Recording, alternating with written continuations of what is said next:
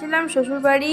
তো এটা হচ্ছে ভাইপোর অন্নপ্রাশন, মানে ভাসুরের ছেলের অন্নপ্রাশন ছিল।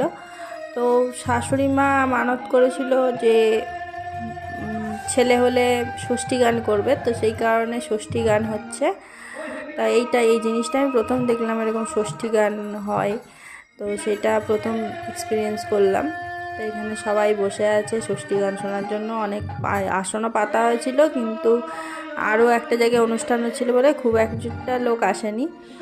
তো এই হচ্ছে মা ষষ্ঠী। তো গল্পটা ছিল এইরকম যে মা ষষ্ঠী গল্পটা হলো রাজার 3টে বউ, 3 বউয়েরই কোনো সন্ততি নেই। তো 3 বউয়ের মধ্যে মানে 3 বউ একসাথেই থাকে, 3 জনের মধ্যেই খুবই মিলমিশ, 3 জনে বেশ মানে আনন্দ করেই থাকে, কিন্তু 3 জনেরই কোনো সন্ততি নেই। রাজার ছোট বউ হচ্ছে বিমলা।